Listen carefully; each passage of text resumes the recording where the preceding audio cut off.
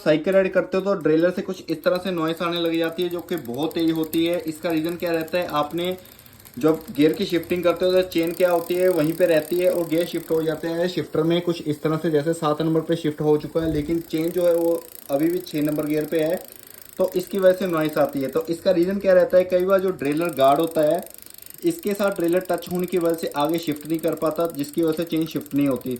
आपने इस चीज़ का खास ध्यान रखना है, जब भी ट्रेलर गार्ड लगाना है तो आपने लास्ट गियर टॉप गियर पे चेक कर लेना है ड्रेलर इसके साथ टच तो नहीं होता। अगर टच हो रहा है तो इस तरह की दिक्कत आपको फेस करनी पड़ सकती है।